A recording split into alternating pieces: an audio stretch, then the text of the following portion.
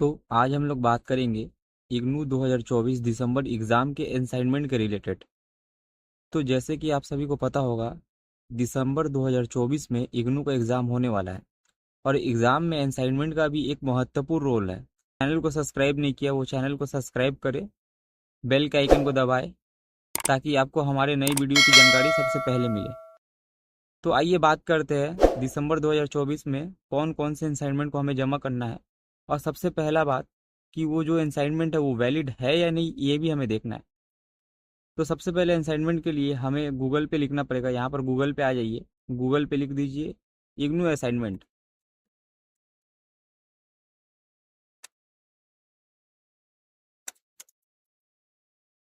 IGNOU assignment लिखकर आप देखिएगा फर्स्ट में जो आपका आ रहा, यहाँ पर आपका जो सा भी डिग्री है, लाइक मास्टर डिग्री है या बैचलर डिग्री है, पीजी डिप्लोमा, कोई सा भी प्रोग्राम है, मास्टर डिग्री है, बैचलर डिग्री है या पीजी डिप्लोमा, कोई सा भी प्रोग्राम है। मान लेते हैं आपका बैचलर डिग्री है, तो बैचलर डिग्री में हम लोग क्लिक करेंगे।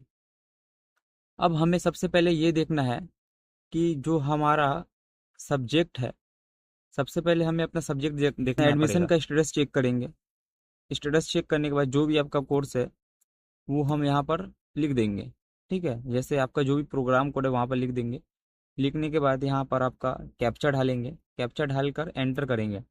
जैसे ही हम एंटर करेंगे यहाँ पर हमारा पूरा डिटेल खुल कर आ जाएगा और नीचे हमारा जो सा भी सब्जेक्ट है वो यहाँ पर दिखा देगा। ठीक है, जैसे BCOS 185, BHDG 173, ऐसे करके कई सारे सब्जेक्ट है। तो हम अपना ये कोड देख लेंगे। कोड देखने के बाद हम इग्नू के असाइनमेंट वाले वेबसाइट पे जाएंगे, असाइनमेंट वाले पोर्टल पे जाएंगे। वहाँ पर अगर मान लीजिए हमारा बैचलर डिग्री है तो बैचलर डिग्री में क्लिक करेंगे। अब जो हमारा असाइनमेंट है वो एक ही जगह पर सब नहीं मिलेगा आपको, सब अलग अलग जगह पे मिलेगा। जैसे कुछ आपको मिल जाएंगे बैचलर डिग्री वाले प्रोग्राम में, कुछ आपको मिल जाएंगे BDP में, कुछ आपको मिल जाएंगे BSc में। मतलब आपको यहाँ वहाँ पर से खोजना पड़ेगा, सब आपको एक ही जगह में नहीं मिलेंगे। तो मान लेते हैं आपको जुलाई 2023 और जनवरी 2024 वाले सीजन में आते हैं। ठीक है, जुलाई 2023 और जनवरी 2024 वाले सेशन में आते हैं। यहाँ पर आने के बाद हमें कोई सा भी अगर PDF, हमें कोई सा भी असाइनमेंट अगर डाउनलोड करना है तो हम पहले ये देखेंगे कि वो असाइनमेंट हमारे लिए वैलिड है या नहीं, हमें वो दिसंबर में सबमिट कर सकते हैं। तो सबसे पहले मान लेते हैं हमारा कोई सा भी एक सब्जेक्ट है, मान लेते हैं हमारा जैसे कि हम लोग मान लेते हैं हमारा कोई सा भी एक सब्जेक्ट, मान लेते हैं हमारा BSKG 173 है। तो इस पर हम क्लिक करेंगे। क्लिक करते करेंगे, जैसे ही क्लिक करेंगे तो यहाँ पर हमारा एक PDF डाउनलोड हो जाएगा। PDF वैलिड है या नहीं। ठीक है, सबसे पहले हम देखेंगे वो हमारा वैलिड है या नहीं। कैसे हमको पता चलेगा कि वो हमारा वैलिड है या नहीं। तो यहाँ पर देखेंगे हमारा, जैसे कि देखिए यहाँ जुलाई 2023 और जनवरी 2024 छात्रों के लिए। ठीक है, तो ये हम देखेंगे। या इसके अलावा कई ऐसे भी होंगे असाइनमेंट जहाँ पर आपका लिखा होगा, कई ऐसे भी असाइनमेंट होंगे जहाँ पर आपका लिखा होगा लाइक जनवरी 2024 के लिए।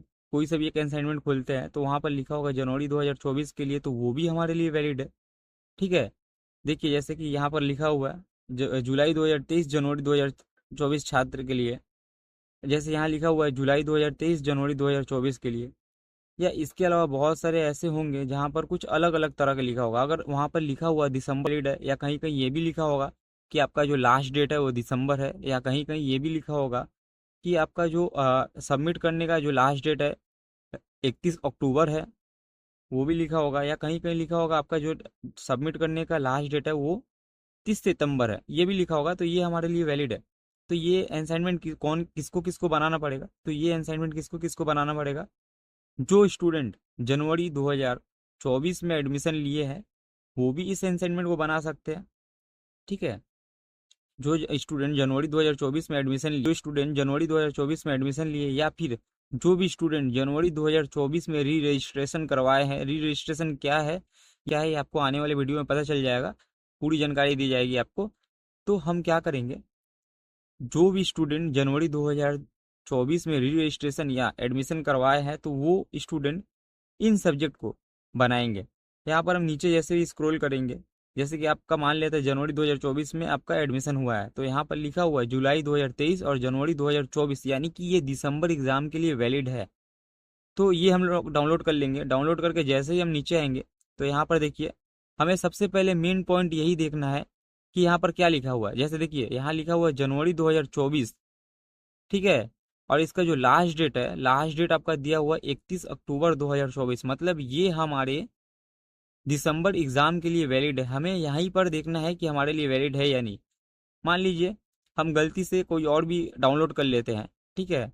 मान लीजिए हम जुलाई 2024 जनवरी 2025 में चले जाते हैं, तो हमें यहाँ पर भी वही सेम चीज़ देखना पड़ेगा कि वो जो पॉइंट है वहाँ पर क्या लिखा हुआ है, जो गाइडेंस दिया हुआ है वहाँ पर क्या लिखा हुआ है। देखिए जैसे यहाँ पर लिखा हुआ है जुलाई 2024, यहाँ पर जैसे लिखा हुआ है जुलाई 2024 और जनवरी 2025 के लिए, मतलब जो भी स्टूडेंट, जो भी बच्चे जुलाई 2024 में एडमिशन लिए हैं, या फिर जो भी स्टूडेंट जुलाई 2024 में री रजिस्ट्रेशन करवाए हैं, उनके लिए ये वाला वैलिड होगा, जो कि आपका आने वाले समय यानी कि 2025 में ये सबमिट होगा, यानी कि 2025 के वक्त में ये सबमिट होगा। जैसे कि जुलाई जो भी स्टूडेंट 2024 में जैसे कि जो भी स्टूडेंट जुलाई 2024 में री रजिस्ट्रेशन करवाए हैं या फिर एडमिशन करवाए हैं, उनके लिए ये वाला वैलिड होगा। ठीक है, वो ये बनवाएंगे जो जुलाई 2024 में एडमिशन करवाए हैं या फिर जो जनवरी 2025 में एडमिशन करवाने वाले हैं, उनके लिए ये होगा, ये वैलिड होगा। जैसे कि नीचे हम स्क्रॉल करेंगे तो यहाँ पर भी लिखा होगा, देखिए लिखा हुआ है जुलाई 2024 में। ठीक है, लास्ट डेट, इसका लास्ट डेट से भी हम पता लगा सकते हैं कि ये हमारा असाइनमेंट का जो क्वेश्चन पेपर है वैलिड है या नहीं है। तो आपका देखिए यहाँ पर लिखा, क्या लिखा हुआ, 31 मार्च 2025। जो स्टूडेंट जनवरी 2025 यानी कि आने वाले समय में जो भी स्टूडेंट जनवरी 2025 में एडमिशन लेंगे, वो भी सेम इसी असाइनमेंट को बनाएंगे, तो उसमें क्या लिखा होगा,